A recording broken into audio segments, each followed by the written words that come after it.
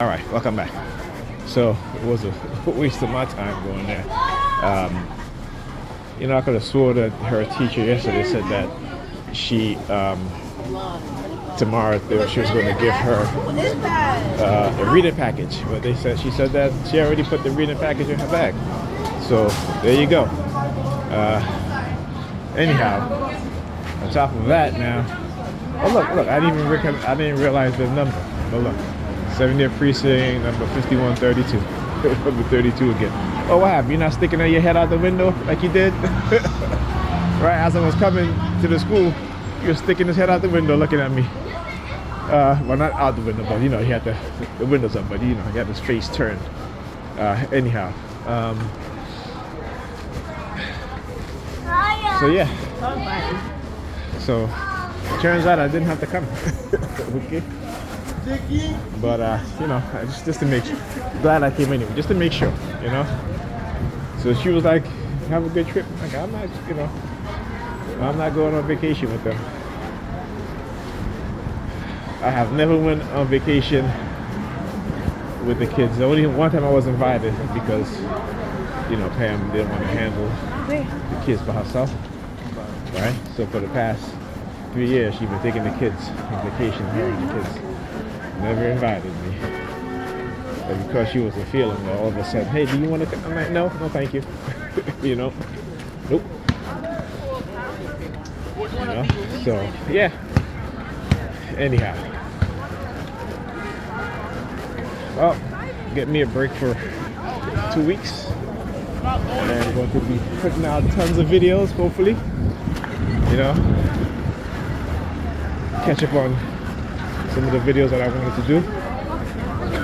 So I'll have the time to start doing it.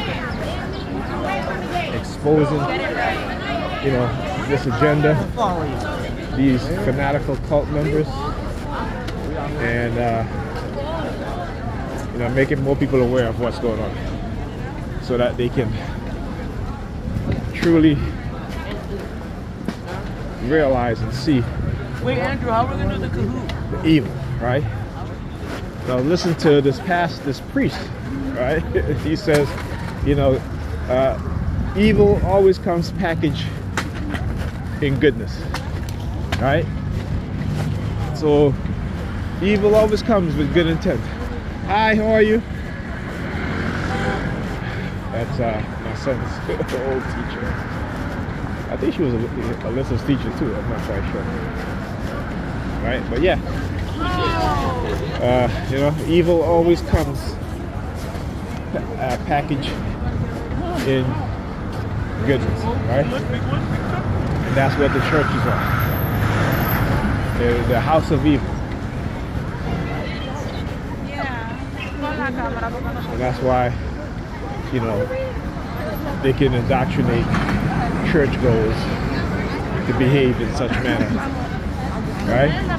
Not understanding that they're committing evil themselves. Okay? But they'll always make excuses. It's funny how they will talk about when they're being persecuted, they talk about Jesus said love everybody, but when they're persecuting other people, they run to the Old Testament. You know what I'm saying? It's like I know the mindset of these Christians. I was once one of them. Okay? Though I've never persecuted anyone, but I understand how they can, switch their evil self off and on, right? And again, the whole, get on their knees and pray and ask God for forgiveness, and somehow that clears their conscience, right? You know what I'm saying?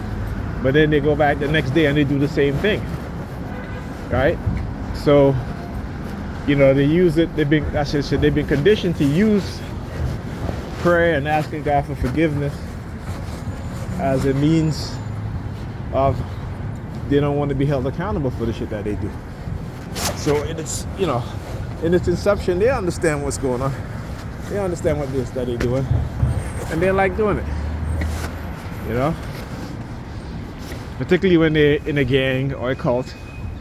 They have this false sense of power because they have those in the authoritative position who are part of their churches or part of their organization. So they believe that. They believe that. Okay? Like I said, that's why they God sent me. They're fictional God. They make believe God sent me to show them the error of their ways, to expose them for who they really are. Right? they are the devils, the Satans.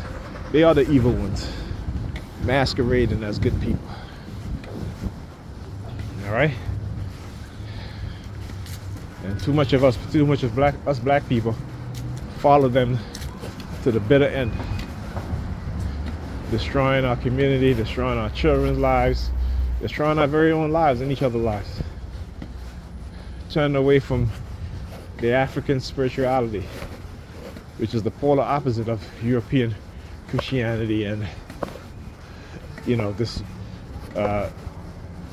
European Jews, right? European Arabs, right? Because that's where who do you think wrote the Quran? All right, it was the Catholic poet, Catholic bishops, and the Arab imams, the wealthy. All right, that's why they both Christianity and Islam uses Judaism as the foundation of its religion. Okay, gotta understand it. Right? African spirituality, 42 laws of Ma'at. Go read it. Right? It talks about self-responsibility, self-accountability. Right? Acquiring knowledge to advance one's people, to advance oneself in a good way. And so this is, again, you know, when I say the polar opposite, meaning that Christianity, Judaism, Islam, you blame the devil for the evil that you do, or for the bad thing that you do. So it puts it aside of you, instead of putting it within you, the responsibility within you. And this is why we're such screwed up people today. All right, we've got to correct our mindset. And when you start to correct your mindset, they're going to attack you. They're going to attack you. Like I said, you know, they'll attack me for doing things that are right, good, you know, and want to send me subliminal messages. Well, we'll give you money. We'll advance you in society. But you got to be negative. You got to think negative. You got to do negative. But it's a false belief. It's a trap your mind into believing something that's not true, right? You know, so you know the devil is actually these people. I should say the devils. Anyhow, I'll talk to you guys in the next video.